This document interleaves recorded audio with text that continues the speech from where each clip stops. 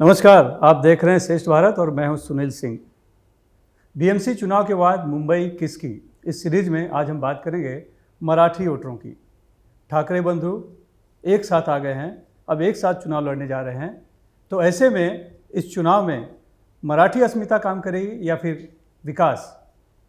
क्या होगा मुंबई का अगला राजनीतिक चित्र, ये समझने की कोशिश करेंगे। और इसी के लिए आज हमने विशेष तौर पर आमंत्रित किया है एक मराठी चेहरा, वो हैं संदीप सोनवलकर, राजनीतिक विश्लेषक हैं, और साथ में अनिल गलगली जी हैं, आरटीआई कार्यकर्ता और राजनीतिक विश्लेषक। आप दोनों का श्रेष्ठ भारत की स्टूडियो में स्वागत है। सर, इस बार का जो बीएमसी चुनाव हो रहा है, राजनीतिक समीकरण बहुत बदला हुआ है। अब पूरा विस्तार में अगर हम समझाने जाएं तो पहले जो शिवसेना बीजेपी लड़ती थी वो तो अलग है ही है, जैसा कि 2017 में वो चुनाव लड़ा था, लेकिन शिवसेना के भी दो टुकड़े हो चुके हैं। उनका एक हिस्सा जो है एकनाथ शिंदे के नेतृत्व में आ चुका है, बीजेपी के साथ मिलकर यहाँ चुनाव लड़ रहा है। एमएनएस प्रमुख राज ठाकरे जो अलग रहते थे, अब वो साथ में उद्धव ठाकरे के साथ मिलकर चुनाव लड़ रहे हैं। कांग्रेस जो महाविकास आघाड़ी की एक तरह से प्रमुख घटक हुआ करती थी, वो अलग चुनाव लड़ रही है, वो बीबीए के साथ मिलकर चुनाव लड़ रही है। तो कुछ इस तरह का ऐसा है, बहुत ही घालमेल है। महायुति में एकनाथ शिंदे हैं शिवसेना के, बीजेपी है, अजित पवार हैं, लेकिन अजित पवार की एनसीपी यहाँ चुनाव नहीं लड़ रही है, साथ में वो अलग लड़ रही है। तो ये जो गड़बड़ स्थिति बनी हुई है, इसमें खास तौर पे इस बार जो स्थिति बन रही है कि मराठी बंधु दो, ठाकरे बंधु दो, जो वो एकत्रित हुए हैं मराठी अस्मिता के नाम पे, तो वो कितना कारगर होगा, क्या लगता है आपको कि इस बार मराठी वोट जो है एक तरफा पड़ेगा, ऐसा जैसा कि वो लोग दावा कर रहे हैं, या फिर बीजेपी में भी कई मराठी नेता हैं, बड़े बड़े मराठी चेहरे हैं, तो वो हिंदुत्व की तरफ जाएंगे या विकास की तरफ जाएंगे? एक बात से तो मैं सहमत हूँ आपकी पहले की, चुनाव इस तरह उलझ गया है कि अब किसी को नहीं पता कि किस तरफ कौन कहाँ जाएगा। लेकिन ये नेताओं की बात है, क्योंकि नेता पार्टियाँ रोज़ बदल रहे हैं, तमाम नेता यहाँ से वहाँ जा रहे हैं, इनकमिंग आउटगोइंग सब चल रहा है, लेकिन मतदाता कहाँ है? तो मतदाता के बारे में हम सामान्य तौर पर मतदाता को दो तरह से देखते हैं, एक तो राजनीतिक तौर पर देखते हैं और एक सामाजिक तौर पर देखते हैं। क्षेत्रीय स्तर पर भाषा जब होती है वो आपको सामाजिक तौर पर जोड़ती है और राजनीतिक तौर से ज़्यादा सामाजिक तौर पर जोड़ती है। और ये हम सिर्फ महाराष्ट्र में नहीं देखते फिनोमिना, ये चाहे कर्नाटक हो, चाहे तमिलनाडु हो, बंगाल हो, इस सब जगह का फिनोमिना है कि जब भी भाषा और अस्मिता का सवाल आता है तो आमतौर पर लोग क्षेत्रीय दल के साथ जाना पसंद करते हैं, क्योंकि वो उनकी भावनाओं का प्रतीक होती है, या उनसे एक तरीके से उनको लगता है कि उनका सिम्बोलिज्म है। वो एक पहली बात। दूसरी बात यह है कि राजनीतिक तौर की बात, तो राजनीतिक तौर पर जहाँ आप सत्ता में होते हैं, किसी भी लोकल चुनाव में सत्ता की हिस्सेदारी होती है और सत्ता का दबदबा होता है, तो जाहिर तौर पे उसका असर दिखाई देगा। फिर भाजपा के पास एक ट्रम्प कार्ड हमेशा रहता है कि जाति और धर्म से ऊपर वो हिंदुत्व का कार्ड चलती है, तो वो भी एक बड़ा कार्ड होता है और बहुत हद तक मतदाताओं को प्रभावित भी करता है। इन सब के परिप्रेक्ष्य में यदि हम मुंबई की बात करें तो मुंबई में मुझे हमेशा से लगता है कि मराठी वोट बैंक की जब बात करें, जिसके बारे में तरह तरह के आंकड़े आते हैं, कोई कहता है 38% है, कोई कहता है 42% है, कोई कहता नहीं अब 28% बचा है, बहुत सारे लोग यहाँ से मुंबई से चले गए हैं। तो ये बात सच भी है कि मुंबई से सिर्फ मुंबई की बात नहीं होनी चाहिए, फिर वो एमएमआर रीजन की बात होनी चाहिए। डेमोग्राफी में पिछले, चूँकि बीएमसी चुनाव ही 8 साल बाद हो रहे हैं, 17 के बाद अब समझिए कि 8 साल बाद चुनाव हो रहे हैं, तो डेमोग्राफी में चेंज तो आया है। और पिछला विधानसभा चुनाव का एक्सपीरियंस दिखाता है कि भाजपा और शिवसेना जो एकनाथ शिंदे की, वो बड़े हद तक कामयाब रही जीतने में। तो जाहिर तौर पर पड़ला तो भारी रहेगा भाजपा का, लेकिन उसके बावजूद जिस तरह का टेक्टिकली मूव राज ठाकरे और उद्धव ठाकरे ने किया है, वो अस्मिता के सवाल पर तो कम से कम लोगों के दिलों को छू पाए हैं। वोट कितना पड़ेगा ये देखना अभी थोड़ा मुश्किल है, लेकिन अस्मिता का जब सवाल आएगा तो वहाँ बहुत हद तक ये सेंटिमेंट हावी होगा, क्योंकि जो भी भाषाई क्षेत्र, भाषाई गुट होता है, उसको ये हमेशा महसूस होता है कि उसकी भाषा को बचाता कौन है।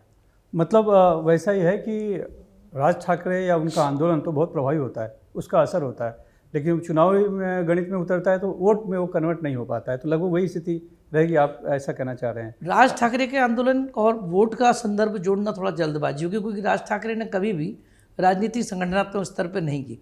शिवसेना का कैडर कभी राज ठाकरे के साथ नहीं किया। राज ठाकरे के साथ वो लोग आए जो लगभग युवा थे, या यूँ कहें कि जो नई पार्टी की तलाश कर रहे थे, वो आए।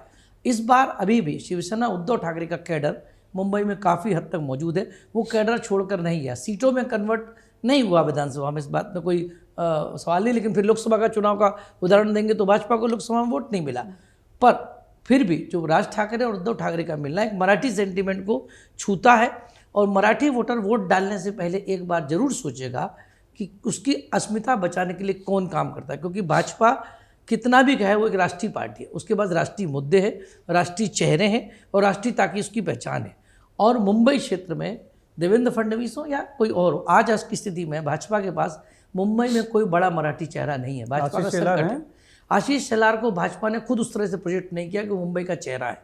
आशीष शेलार आज भी एक इलाके के चेहरा माने जाते हैं, मुंबई भर के चेहरा नहीं मानते। उनसे ज़्यादा बेहतर लोकप्रियता तो देवेंद्र फडणवीस की है, क्योंकि देवेंद्र फडणवीस ज़्यादा लोकप्रिय और ज़्यादा एक्सेसिबल मुंबई के परिप्रेक्ष्य में बात करें तो आशीष शेलार एक बड़ा चेहरा है, मराठी अस्मिता के चेहरे के तौर पर नजर नहीं आया। हालांकि वो सांस्कृतिक मंत्री है, लेकिन वो मराठी अस्मिता का जब सवाल उठता है तो आशीष उस तरह से शायद उनकी राजनीति को मुफीद ना करता हो, उस तरह से खुलकर नहीं आए जिस तरह का चेहरा भाजपा यदि सोचती थी। उनके बरबक्स में उद्धव और राज ठाकरे सिर्फ और सिर्फ मराठी चेहरा, वो अभी भी बड़े चेहरे के तौर पर नजर आते हैं। तो अस्मिता के सवाल पर मैं बात करूँ, यदि वैसा कोई कार्ड चलता है या लोगों के दिलों को छूता है तो निश्चित तौर पर एक फर्क पड़ेगा। आप क्या मांगते हैं अनिल गलगर जी, मराठी अस्मिता ज़्यादा प्रभावी होगी, काम करेगी, या फिर विकास पे जाएंगे लोग? देखिए कि पिछला चुनाव का अगर हम लोग समीकरण देखते हैं तो पिछले चुनाव में भी भारतीय जनता पार्टी पूरी ताकत से उतरी थी, कि उसके बावजूद भी 2 सीटें शिवसेना की ज़्यादा आई थी, और दूसरी तरफ जो मनसे आज जिनके साथ में है उनकी 7 सीटें आई थी। अगर दोनों का भी समीकरण देखें, क्योंकि राज ठाकरे भले ही सीटें ज़्यादा जीत नहीं पाते हैं, मगर उनका वोट का पैटर्न एक परसेंटेज वोट वो पिछले 10 सालों से उसी पर टिके हुए हैं। तो शायद इस चुनाव में जिस तरह से राज ठाकरे उद्धव ठाकरे साथ में आए, मराठी अस्मिता तो है ही है, लेकिन दूसरे भी अलग अलग मुद्दे हैं। जिस तरह से मुंबई के जो विकसित मुंबई करने के चक्कलस में, चाहे मुंबई की मील हो, चाहे ओपन स्पेस का मामला हो, या कई जगह पर जो अलग अलग जो प्रयोग करके एक विशेष जो बड़े बड़े लोगों को जगह देने की जो एक बड़ी होड़ चली है, कहीं ना कहीं तो जो मराठी मानुस हो या मुंबई कर हो, मैं मराठी मानुस की बात बाद में करूँगा, क्योंकि आज जो मुंबई में रहने वाला मुंबईकर मराठी तो है ही है, वो जो व्यक्ति पिछले 4 दशक से 5 दशक से मुंबई में रहा हो, पला हो, बड़ा हो, उसने मराठी को स्वीकार भी किया है, तो हम मुंबईकर के परिप्रेक्ष्य में बात करते हैं। निश्चित तौर पर अगर हम इस विधानसभा चुनाव की बात करेंगे, भले ही बीजेपी को पूरे महाराष्ट्र में लैंडस्लाइड जीत मिली, पर मुंबई में आकर वो लैंडस्लाइड जीत रुक गई। शिवसेना की 20 सीटें पूरे महाराष्ट्र में है, लेकिन 10 सीटें मुंबई में है। और वोट का परसेंटेज भी देखा जाए तो 1-2% वोट मुंबई में भारतीय जनता पार्टी से अधिक शिवसेना उद्धव ठाकरे को मिल चुके हैं। यानी कहीं ना कहीं तो जो मराठी वोट है, जो अन्य भाषी वोट है, भले ही मराठी अस्मिता को लेकर उद्धव राज ठाकरे लड़ते हैं, मगर उनके पास अभी 2 फैक्टर है, एम फैक्टर, एक मराठी और मुस्लिम। तो आज इस चुनाव में उन्हें मराठी के साथ मुस्लिम के साथ जो अन्य भाषी, क्योंकि आज कई सारे जो लोग हैं, हिंदी भाषी भी हो, साउथ इंडियन भी हो, क्रिश्चियन भी हो, वो भी आज इसी मुद्दे पर देख रहे हैं कि मुंबई के अस्तित्व को, मुंबई को कौन बचाएगा। क्योंकि आज जिस तरह से मुंबई की जो अलग अलग जो स्पर्धाएं चल रही, चाहे MMRD मुंबई में, को खतरा किससे है? उद्धव ठाकरे भी हर बार यही आरोप लगाते हैं, एक साजिश चल रही है मुंबई के खिलाफ, मुंबई को अलग करने की कोशिश की जा रही है। क्या वाकई में ऐसा कुछ हो रहा है? और आप भी कह रहे हैं कि मुंबई को कौन बचाएगा, तो मतलब इसका तात्पर्य क्या है? देखिए कि जो एक परसेप्शन होता है, राजनीति में परसेप्शन ज़्यादा चलता है, ठोस बातें कम चलती है। जो एक परसेप्शन हर चुनाव में आता है, और इसके लिए भारतीय जनता पार्टी को भी बार बार बोलना पड़ रहा है कि उद्धव राज ठाकरे की युति से हमें कोई फर्क नहीं पड़ने वाला है। जब आप किसी को निगलेक्ट करना है तो उनके बारे में चर्चा करने की कोई आवश्यकता नहीं है। दूसरी बात है कि जिस तरह से मुंबई में, मैं मुंबई की बात कर रहा था कि आज मुंबई मनपा चुनाव है, आपने एक फॉर्म जारी किया है, आपने फॉर्म भी मराठी में जारी किया है, तो इस तरह से अस्मिता को लेकर सरकार भी खुद कटिबद्ध है कि मुंबई में मराठी चाहिए। जो मुंबई महानगर का फॉर्म है वो मराठी भाषा में है, अंग्रेजी में बनाने के लिए लोगों को लड़ना पड़ रहा है। दूसरी बात, मुंबई में आज इंटरफेयर ज़्यादा है। आज मुंबई महानगर पालिका चुनाव लड़ने तो आपको 13 से 14 प्रकार की NOC लेनी पड़ती है। इस प्रकार से एक आपको इनडायरेक्टली बताया गया है कि जो मुंबई में रहने वाला ही वो चुनाव लड़ सकता है, वो भी इशारा दिया गया है। तीसरी बात है कि पिछले कई सालों से MMRD हो, MSRDC हो, सिडको हो, माड़ा हो, उनका मुंबई में इंटरफेयर बढ़ा हुआ है। मुझे याद है कि 26 जुलाई 2005 को जब बेटी नदी को बाढ़ आई थी, तत्कालीन मुख्यमंत्री थे विलासराव देशमुख, वो कांग्रेस के थे, वो शिवसेना के नहीं थे। उन्होंने कोई मराठी अस्मिता की बात नहीं की। उन्होंने मीठी नदी के किनारे पर, उस सभा में मैं मौजूद था एज ए पत्रकार, मैंने वो रिपोर्ट कवरिंग की है। उन्होंने कहा था कि मुंबई महानगर पालिका की NOC चलेगी, अन्य लोगों को NOC मुंबई पालिका से लेनी पड़ेगी। और इसको आप मराठी अस्मिता से जोड़ सकते हो या भाषा से जोड़ सकते हो तो अलग बात है। देखो, एक क्लियर विजन होने की आवश्यकता है। आज मुंबई में पिछले कई सालों से अगर देखा जाए तो उद्धव ठाकरे 2 साल मुख्यमंत्री थे, उसके बाद एकनाथ शिंदे बने, आज देवेंद्र फडणवीस है। लेकिन मुंबई को हर बार दिल्ली केंद्र सरकार पर आश्रित रहना पड़ता है। अश्विनी वैष्णव दिल्ली में डिक्लेयर कर रहे हैं कि एमएमआर में क्या हो रहा है चुनाव के पहले, यानी कहीं ना कहीं तो मुंबई को लुभाने के लिए, मुंबई के मतदाताओं को लुभाने के लिए, उस मराठी अस्मिता को जगाने के लिए कहीं ना कहीं तो दिल्ली से भी एक अलग अलग जो प्रलोभन या कोई घोषणाएं होती है। तो मेरा मानना है कि चुनाव में मराठी अस्मिता के साथ कई तरह से मुद्दे भी है जो हावी रहेंगे। लेकिन जिस तरह से विधानसभा चुनाव, पिछला चुनाव और अभी जो समीकरण बदल रहे हैं, अगर आप देखेंगे पिछले 3-4 दिनों में भारतीय जनता पार्टी में अन्य दलों से लोगों का ज़्यादा प्रासंगिकता हुई है, उन्हें टिकट मिल रही है। कोई शिवसेना से आ रहा है, कोई कांग्रेस से आ रहा है, यानी कहीं ना कहीं तो भारतीय जनता पार्टी के पास भी 100% जिताने वाले उम्मीदवार नहीं है, ये इशारा होता है। सेम हाल शिवसेना का है, वही हाल मनसे का है। कांग्रेस की तो स्थिति आप भगवान भरोसे है, उन्होंने वंचित से भी आगाड़ी कर ली है। यानी कहीं ना कहीं तो हर पार्टी अपने अपने मुद्दों से जूझ रही है। मराठी अस्मिता तो होगा ही, मगर राजनीति में जो परसेप्शन चलता है, परसेप्शन पर ही चुनाव लड़ा जाता है और परसेप्शन पर ही चुनाव जीता जाता है। देखिए, अस्मिता भी काम करेगी, आपका कहना है, और साथ में काम भी काम करेगा, विकास उसको भी काम थोड़ा सा करेगा। बंगाल से थोड़ा सा मैं एक मिनट इसमें बंगाल से हम जोड़ लेते हैं उसको। बंगाल में पिछले बार चुनाव हमारे पास सामने है। मोदी बहुत पॉपुलर नेता थे, बड़े ज़बरदस्त नेता थे, लेकिन जैसे ही उन्होंने दीदी ओ दीदी का नारा दिया, बंगाल में पूरी हवा बदल गई।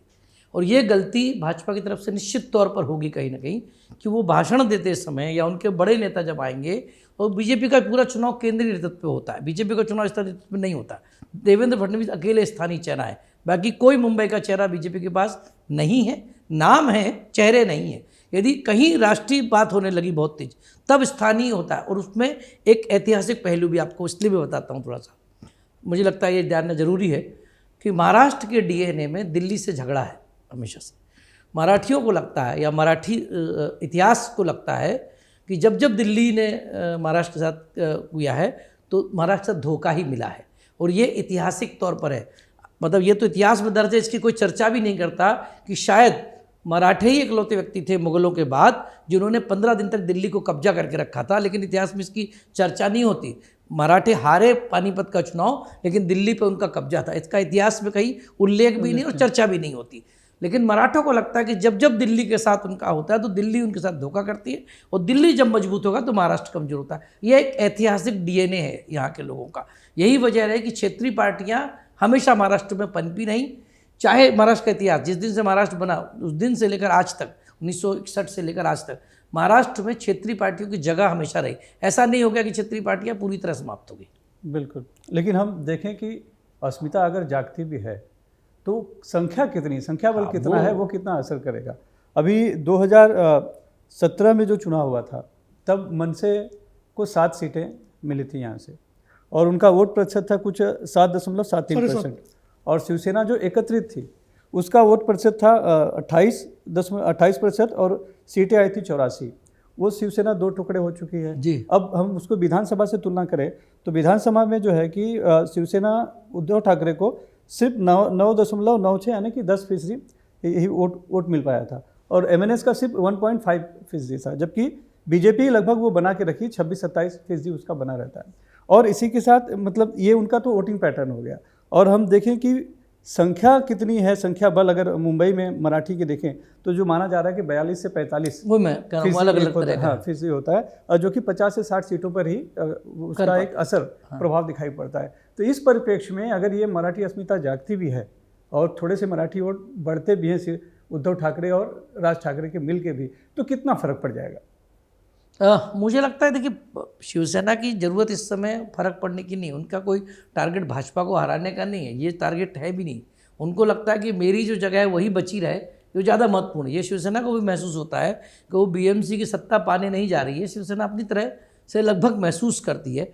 लेकिन कोशिश है कि किसी तरह जो किला है वो बचा रहे, किला बचा रहेगा तो सत्ता दोबारा मिल सकती है। जैसे एक मराठी की कहावत है कि सिंह गेला पर गढ़ जिंकला, तो गढ़ बचाना जरूरी है उनको इस समय, क्योंकि गढ़ बचा रहेगा तो उनको सकता है कि इन फ्यूचर में कहीं ना कहीं दोबारा उनका केंद्र की सत्ता के साथ या किसी और के साथ कॉम्बिनेशन बनाने की जगह बनी रहेगी। मराठी वोट बैंक का सिर्फ एक फ़ायदा होता है, कई बार कहते हैं किसी शहर में जो वोटर जिसकी एक अस्मिता से जुड़ा हुआ है या भाषा से जुड़ा हुआ। मुंबई की भाषा मराठी है, इसमें तो कोई हम इनकार नहीं कर सकते।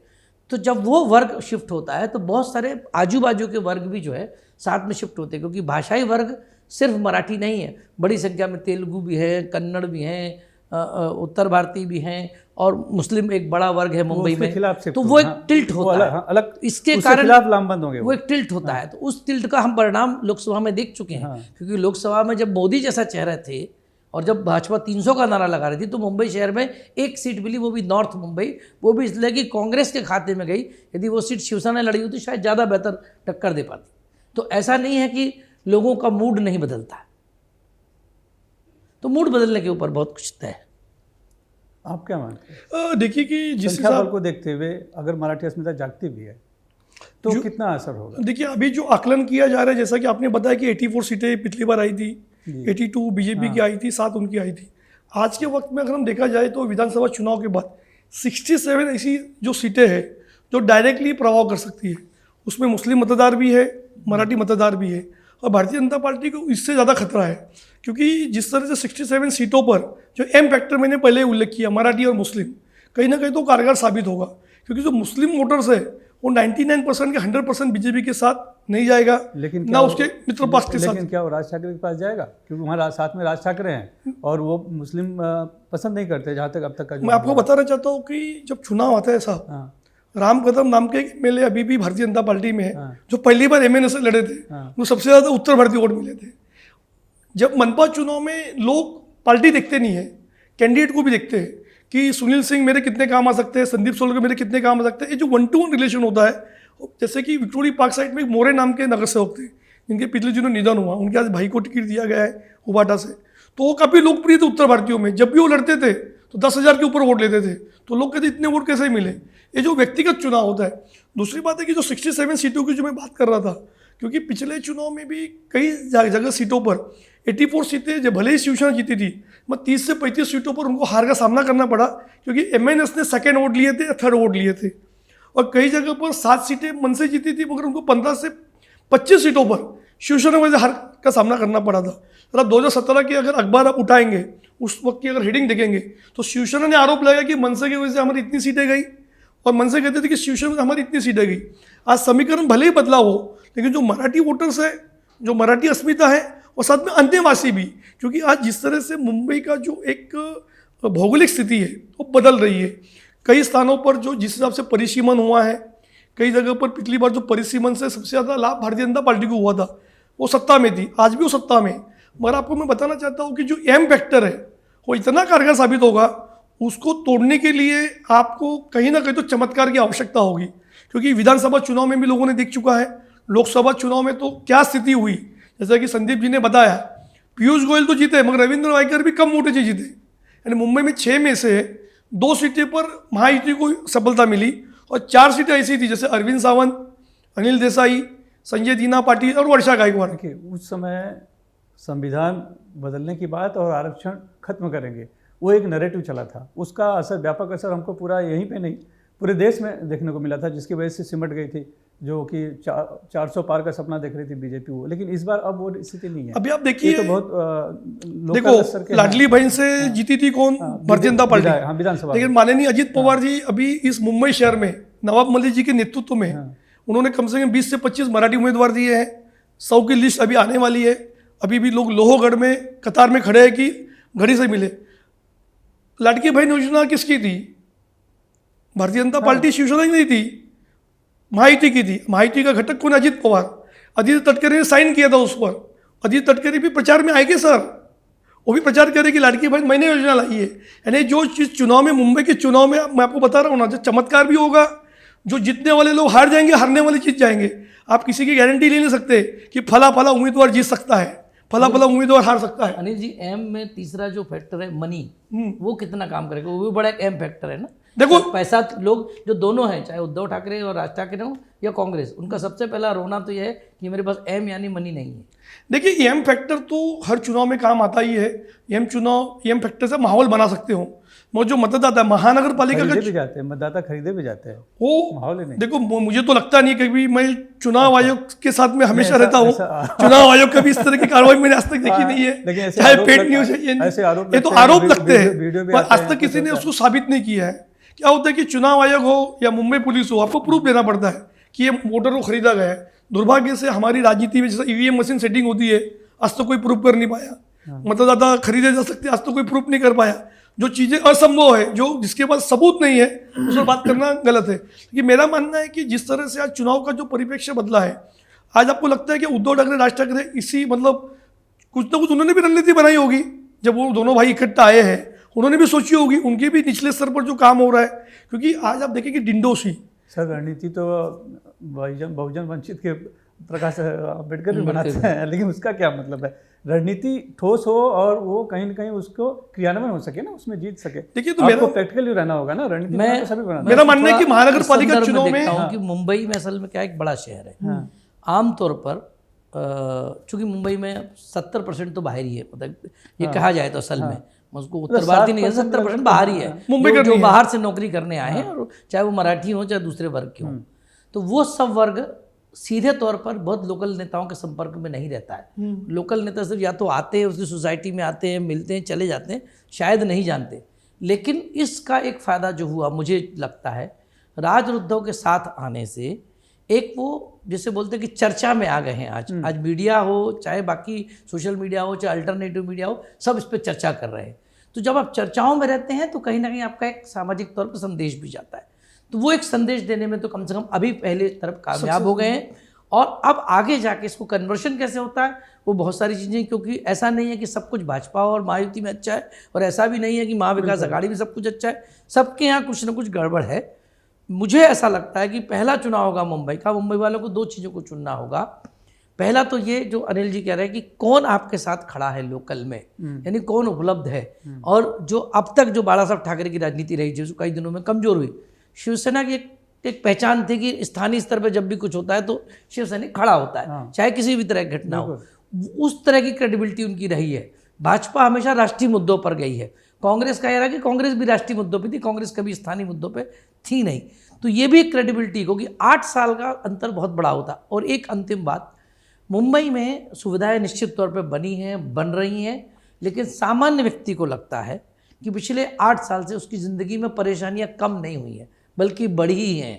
एक तरीके से किसी भी सड़क को खोदना, किसी भी रास्ते पर ट्रैफिक का जाम होना, किसी भी रास्ते पर लोगों को तकलीफ होना, ये तकलीफें 8 साल में कम नहीं हो सकता, अगले 4 साल में ख़त्म हो जाए। मैं नहीं कहता कोई नहीं कहता, लेकिन ये जो विकास का नैरेटिव था कि पूरी मुंबई को बदल देंगे, वो नहीं हुआ। दूसरा एक बहुत महत्वपूर्ण जो विषय है जिस पर मैं थोड़ा ध्यान देना चाहूँगा, कुछ आंकड़े मैं अभी तुरंत नहीं सकता, लेकिन मेरे पास एक जानकारी है कि 16% से ज़्यादा कम यहाँ पर रोजगार में कमी आई है पिछले 3 साल में, क्योंकि कई बड़ी इंडस्ट्री जो मुंबई की थी उठ के जाने लगी हैं तेज़ी से बाहर मुंबई से।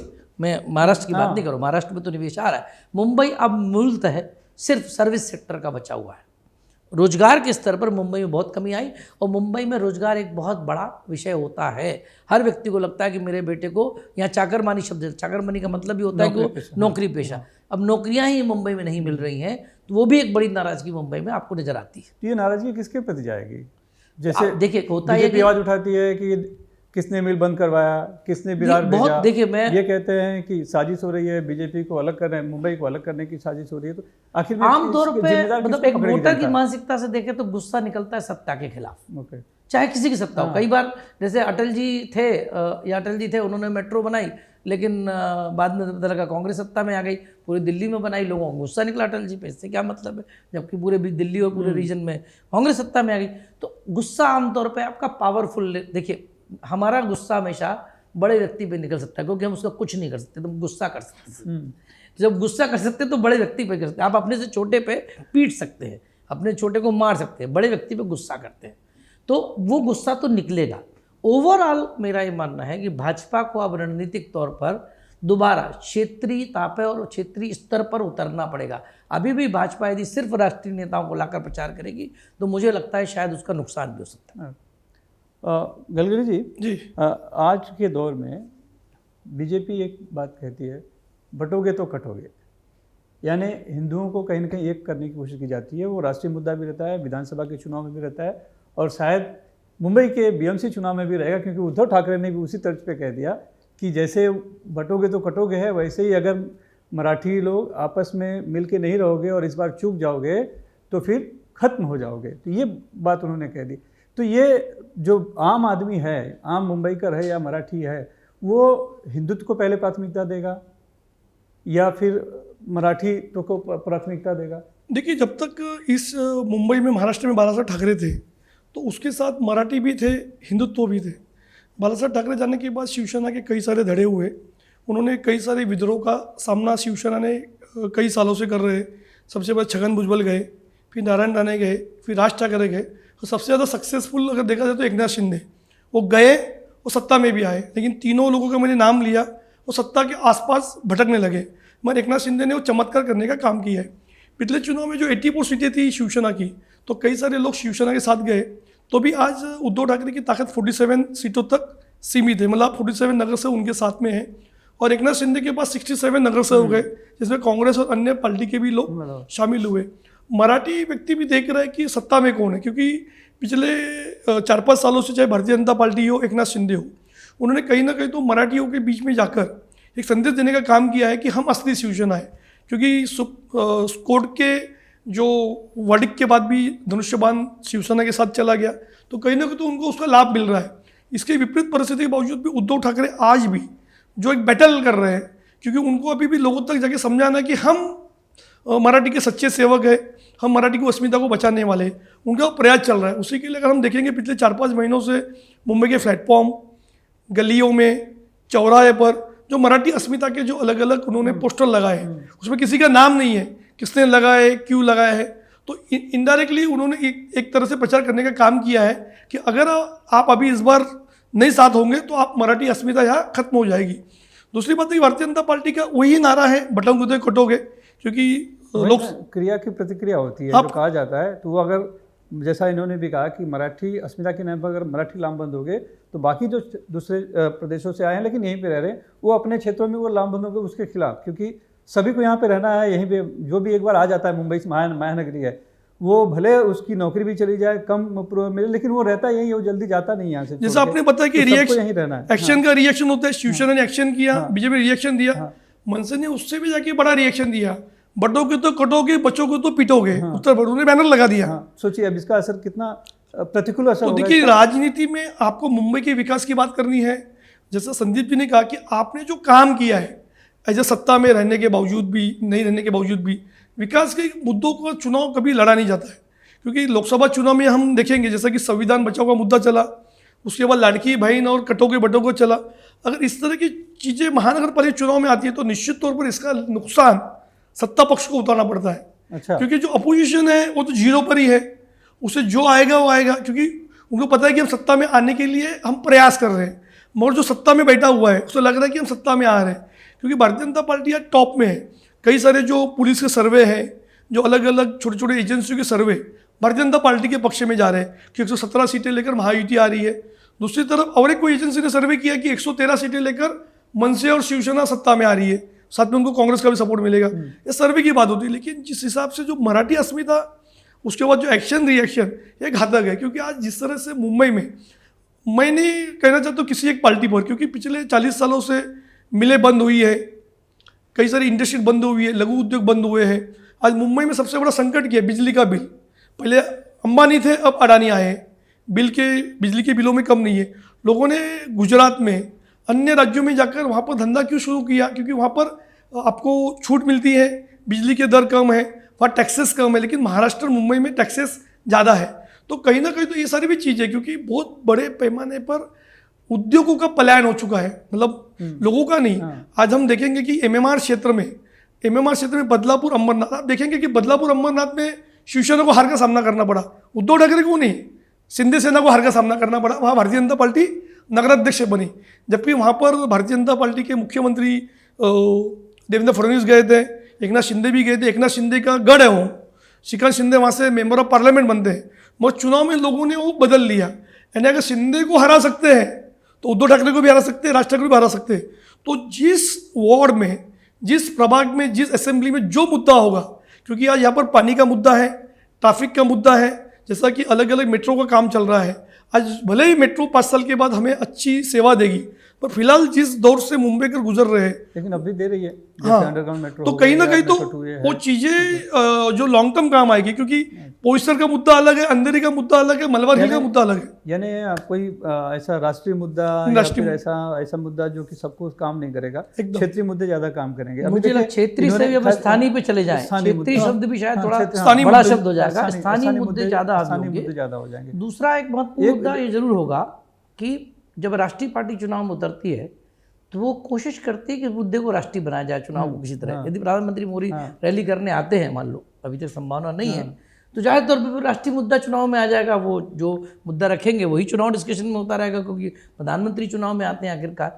लेकिन जब स्थानीय स्तर पर आएगा, और दूसरा महाराष्ट्र में एक चीज़ और हुई, आप समझिए कि मुंबई का चुनाव कोई अकेला नहीं हो रहा है।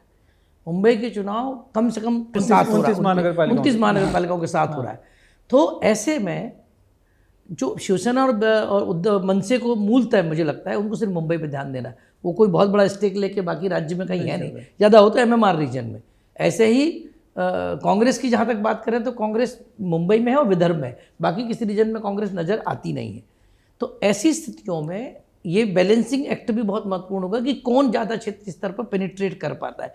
ऐसे में उद्धव और राज की मिली हुई ताकत इतना तो असर करेगी, वोटों में कन्वर्ट होगी नहीं होगी, सीट जीतेंगे नहीं जीतेंगे, क्योंकि लोग तो कहते हैं जीतेगी तो भाजपा आखिरकार।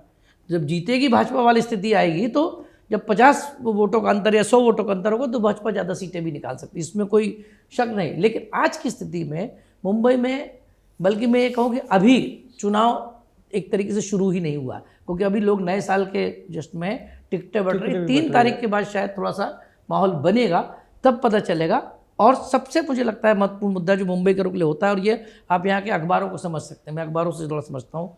मुंबई के सारे अखबारों की मजबूरी होती है, एक पन्ना वो निकालते हैं सुविधाओं पे, नगर की सुविधाओं पे। ये ट्रेंड आपको शायद बाकी शहरों में नज़र नहीं आएगा, बहुत कम शहरों में, दिल्ली में हो, कलकत्ता में हो, या कलकत्ता में होता है, दिल्ली हो और बाकी जगहों पर हम देखें तो वहाँ शहर की समस्याएं नहीं आती। यहाँ क्यों आती हैं? क्योंकि लोगों को लगता है कि मैं अपनी ज़िंदगी का बहुत सारा हिस्सा रोजगार में देता हूँ, उस दौरान मेरी ज़िंदगी आसान होनी चाहिए। वो एक मुद्दा हमेशा होता है। लेकिन सुविधाओं के मुद्दे की बात करें, छोटी छोटी यानी कि स्थानीय मुद्दों की बात करें हम, तो उसकी बात अभी तक कहीं उठी नहीं है। यहाँ तक कि जब जिस दिन दोनों ने गठबंधन की घोषणा की, उद्धव ठाकरे ने और राज ठाकरे ने, तब भी उन्होंने एक तरह से मुंबई बचाने की ही बात की, समग्र मुंबई की बात की। और सबसे बड़ी बात है कि उन्होंने उस दौरान बात करते हुए कहा कि शब्दावली का जो इस्तेमाल किया, अब्दाली, एनाकोंडा, कि मुंबई को निगलने की कोशिश हो रही है। तो वो स्थानीय मुद्दों पे, खास करके भावनात्मक मुद्दों पे जा रहे हैं, लेकिन जो लोगों से जीवन से जो जुड़ी हुई रोज की बात है उस पर कहीं कोई आवाज़ उठता नहीं दिखाई दे रहा है। तो इस तरह की जो शब्दावली है उसका क्या असर पड़ता है? देखिए, राजनीतिक शब्दावली है, उनको मालूम है। मैं आपको फिर बता रहा हूँ, DNA का कारण है असल में, क्योंकि महाराष्ट्र को अहमद शाह अब्दाली को भी देखा है, महाराष्ट्र में औरंगजेब को भी देखा है, और महाराष्ट्र ने दूसरे मुगल शासकों को भी देखा जिन्होंने कब्जा। हालांकि मुंबई पर मुगलों का कब्जा बहुत ज़्यादा नहीं रहा, क्योंकि वो सीधे अब्दाली से उनका संदर्भ था कि एक बार अब्दाली आया था, अब गुजरात के 2 हैं। और देखिए, ये तो सच है ना इतिहास में कि जो आक्रांता रहे हैं भारत में, बहुत हद तक उस रास्ते से भी आते रहे, क्योंकि वो रास्ता एक लंबे रूट का हिस्सा था। लेकिन अभी मुझे ऐसा लगता है कि इतना कट्टर लोगों के मन में ऐसा नहीं है कि बहुत एंटी है, पर एक लोगों के मन में ज़रूर जाता है जो बात, वो मैं आपको फिर रोज़गार की बात कह रहा हूँ। लोगों को ये लगता है कि बहुत सा रोज़गार उठ के गुजरात की तरफ जा रहा है, और ये निश्चित तौर पर आपको, जब आप खासतौर पे, मैं फिर दूसरे समाज की तरफ जाऊँगा थोड़ा सा, उसमें एक बहुत बड़ा समाज था जो सोने चांदी के व्यापार में, डायमंड के व्यापार में लगा था। आज मुंबई से डायमंड का मार्केट उठ गया है। आज आप जाएंगे डायमंड मार्केट में, डायमंड के लोग खाली है, उनको डायमंड का मार्केट करने के लिए सूरत जाना पड़ता है। सूरत या वहाँ से मुंबई में वो सिर्फ ट्रेडर रह गए। अब वो किसी तरह की पॉलिशिंग का काम या खुद वो एकदम कम हो चुका है। तो क्या ये उनको असर नहीं करेगा? लेकिन जो कारोबारी थे इसमें जुड़े हुए और जो लेबर थे, सब नॉन महाराष्ट्रियन थे, मतलब जो व्यापारी भी गुजराती और काम करने वाले लेबर उत्तर भारतीय ज़्यादा। वही तो यहाँ इनको क्या असर होगा? नहीं, इनको रोजगार का असर है। तो क्या वो रोजगार पे जाएंगे? बट रोजगार किसका गया? उन लोगों का रोजगार गया। वो भी बाहर से आए थे, वो यहाँ से होके वहाँ शिफ्ट हो गए। नहीं गए। जो आपकी बात है ना, मुंबई छूटता नहीं है। जो रोजगार, जैसे आज मैंने घर बना लिया, मैं डायमंड का बिजनेसमैन था, मेरा घर थोड़ी छूट जाएगा, भले डायमंड का बिजनेस छूट जाएगा। तो मैं ये कह रहा हूँ कि रोजगार एक मुद्दा होगा। हमको शायद हम उस स्तर पर नहीं पहुंच पा रहे या जान नहीं पा रहे। लोगों को रोजगार एक मुद्दा होगा, तो हो सकता है कि इस तरह का वो आश्वासन दिया जाए या इस तरह की बातें भी की जाए कि हम रोजगार देंगे। एक मुद्दा होगा रोजगार का, लेकिन उससे ज़्यादा बड़ा मुद्दा मुझे लगता है, ज़्यादा महत्वपूर्ण का स्थानीय सुविधाओं का। देखिए, जब अब मैं घर से निकलता हूँ ना, या मैं कहीं भी जाता हूँ, तो मुझे इस बात का नाराज़गी होगी कि मेरे घर के सामने गड्ढा खुदा हुआ है, और वो गुस्सा मुझे निकालना पड़ेगा कहीं ना कहीं, वो कहीं तो निकलेगा गुस्सा, तो वो गुस्सा निकलता है। तो मुझे लगता है कि विकास एक मुद्दा दोबारा, चाहे वो स्थानीय हो या क्षेत्रीय हो या यूँ कहें कि मुंबई भर का, फिर से उसमें आएगा दोबारा। यूँ कहें कि सेंटर पॉइंट विकास ही मुद्दा होगा। शिवसेना को सिर्फ एक फ़ायदा है, मैं आपको बता रहा हूँ इस पूरे उसमें, कि कैडर उनका छोड़कर अभी भी नहीं गया है, और कैडर यदि शिवसेना का एक्टिवेट हो जाता है तो वो शिवसेना को फ़ायदा देगा। इस सब के बावजूद मतलब मुझे लगता है चर्चा का अंत होना चाहिए, कौन सत्ता में आएगा, तो भाजपा सत्ता में आएगी। अच्छा। क्योंकि भाजपा के पास सब तरह का बल है और उनके साथ एक अच्छा साथीदार खड़ा है, इसमें कोई शक नहीं। कितना भी स्थिति हो जाए, भाजपा चाहे जो जाए 80-90 से नीचे नहीं आएगी, और जो उनके साथी हैं एकनाथ शिंदे, वो भी 40-45 जाएंगे, तो सत्ता भाजपा ही की आएगी, किसी और की नहीं आएगी। तो संदीप जी ने तो साफ कर दिया मुंबई किसकी। आप क्या कहते हैं कि मराठी अस्मिता काम करेगी, स्थानीय मुद्दे काम करेंगे, या फिर हिंदुत्व काम करेगा, कि चुनाव किस तरफ जा रहा है? उसका परिणाम क्या देखिए होगा? कि अभी तो फिलहाल मराठी अस्मिता को लेकर ही बात चल रही है। अच्छा। और जैसे कि 4 तारीख के बाद, क्योंकि 4 तारीख नामांकन वापस लेने की अंतिम तारीख है, कल अंतिम तारीख है नामांकन भरने की, तो 4 तारीख में कितने लोग बैठते हैं, कितने किस पार्टी से बागी होते हैं, उसका भी आकलन होगा। निश्चित तौर पर सभी पार्टी उन बागियों को बैठाने की कोशिश करेंगी। मगर आप जो एक परसेप्शन है, जिस तरह से विधानसभा के चुनाव हुए, तो कहीं ना कहीं तो भारतीय जनता पार्टी को लोग अप दे रहे हैं, क्योंकि वो सत्ता में भी हैं, और पिछले 4-5 सालों से जो विकास का जो काम हुआ है, चाहे वो डायरेक्ट या इनडायरेक्टली हो, चाहे वो सड़क सीसी रोड का मामला हो या कोई भी सुविधाओं का मामला हो, तो हर जगह पर भारतीय जनता पार्टी के ही बैनर दिखे हैं, उनके लोगों ने उद्घाटन किया है। जैसे मेट्रो 3 आज बड़े अच्छे तरीके चल रही है, तो निश्चित तौर पर मुख्यमंत्री देवेंद्र फडणवीस, उन्होंने जिस हिसाब से मेट्रो के काम को गति दी, क्योंकि जब महाविकास आघाड़ी की सरकार थी उस वक्त कई सारे कामों को रोक लगाई गई थी, डायरेक्टली इनडायरेक्टली। कारण क्या था वो आज भी किसी को पता नहीं है। जैसे ही देवेंद्र फडणवीस आए, हाल ही में उनका एक वीडियो रिलीज हुआ था देवेंद्र फडणवीस का, उन्होंने MMRDA और मेट्रो के अधिकारियों को लठाड़ा था कि 5-5 साल से अगर प्रोजेक्ट डिले होंगे तो प्रोजेक्ट कब पूरे होंगे, मुझे ये 2 साल में प्रोजेक्ट पूर्ण करनी चाहिए। तो कहीं ना कहीं तो जो विकास को लेकर जो कटिबद्धता है, जो उसका इम्प्लीमेंटेशन है, और कहीं ना कहीं तो एक राजकीय जो बोलते हैं ना विल पावर होती है, वो भारतीय जनता पार्टी में दिख रही है। आज मुंबई के अध्यक्ष अमित साटम हैं, वो एक MLA भी हैं, और वो कहीं ना कहीं तो भारतीय जनता पार्टी पावर में होने के बावजूद भी छोटे छोटे स्तर पर जाकर छोटी छोटी बैठकें लेकर उन लोगों को भी डाइवर्ट करने की कोशिश कर रहे हैं जो भारतीय जनता पार्टी के आज भी साथ में नहीं थे। तो कहीं ना कहीं तो निचले स्तर पर उनका प्रयास चल रहा है। तो 4 तारीख के बाद माहौल जो होगा, उसके बाद जो हम स्पष्ट कह सकते हैं कि सत्ता किसकी आएगी। पर आज की तारीख में भारतीय जनता पार्टी अप में है, Bharatiya Janata party top party होगी, शिंदे सेना और उद्धव ठाकरे में भी लड़ाई होगी, और अजित पवार, क्योंकि अजित पवार का फैक्टर अभी तक किसी ने लिया नहीं है, क्योंकि नवाब मलिक के परिवार के लोग हैं। संगठन ही नहीं है ना मुंबई। नहीं, ऐसा नहीं कह सकते आप। अजित पवार, नवाब मलिक के घर के 2 लोग पिछले 25 नहीं 2 लोग तो पिछले 20 सालों से नगर सेवक है। इस बार 3 लोगों को हाँ, टिकट तो दे दिया। 2 तो नगर सेवक है। अभी आपको पता नहीं कि आज ही कई सारे लोग उस पार्टी में प्रवेश कर रहे हैं जो नगर सेवक है। जैसे कि परसों धनंजय पिसाल जो विक्रोली से शरद चंद्र पवार पार्टी से थे, उन्होंने अजित पवार उन्हीं की पार्टी की NCP की मैंने सुना राखी यादव जो है वो वो भी आज चर्चा चल रही। तो कहीं ना कहीं तो अगर उन्हें 10-15 सीटें भी ली, देखो अजित पवार आज महायुति में है, जो वोट लेंगे वो किसका लेंगे? वो कोई उद्धव ठाकरे, राज ठाकरे का वोट तो घसीटेंगे नहीं, क्योंकि वो महायुति में थे। तो कहीं ना कहीं तो जो छोटे स्तर पर जो छोटी छोटी पार्टियां लड़ रही है, MIM लड़ रही है, आम आदमी पार्टी लड़ रही है, मतलब कई सारी ऐसी पार्टियां भी, समाजवादी पार्टी बड़े तरीके से उन्होंने 20 से 25 मराठियों को टिकट दी है। ऐसा नहीं है, अगर आप उनकी लिस्ट देखें तो छोटे स्तर पर 100-200 वोट का भी समीकरण बिगाड़ सकता है। आपको पता है कि जो विश्वनाथ माहेश्वर नाम के महापौर थे, जो आज स्वर्गवासी हुए हैं, वो 34 वोट से जीते थे। उनको शिवसेना ने महापौर बनाया था और वहाँ पर भारतीय जनता पार्टी हारी थी। यानी कई सारी सीटें जो कट टू कट फाइट हुई थी। तो फिलहाल भारतीय जनता पार्टी का जो एक प्रकार से हमें अब दिख रहा है, मगर 4 तारीख के बाद में जो 15 तारीख के बाद जो चुनाव में अलग अलग मुद्दे आएंगे, जो समीकरण बनेंगे, और जिस तरह से राष्ट्रीय नेता हो या क्षेत्रीय नेता चुनाव के प्रचार सभा में भाग लेंगे, उसके बाद हम कह सकेंगे कि माहौल किसका है, कौन मुंबई को जीत सकता है, मुंबई किसकी होगी। धन्यवाद। आप दोनों यहाँ स्टूडियो में आए और हम ऐसे ही अलग अलग विषयों पर लगातार चर्चा करते रहेंगे मुंबई किस की इस सीरीज में। आप देखते रहिए श्रेष्ठ भारत। श्रेष्ठ भारत पर खबरों से जुड़े रहने के लिए चैनल को सब्सक्राइब और लाइक करें, बेल आइकन दबाएं और देखते रहें श्रेष्ठ भारत।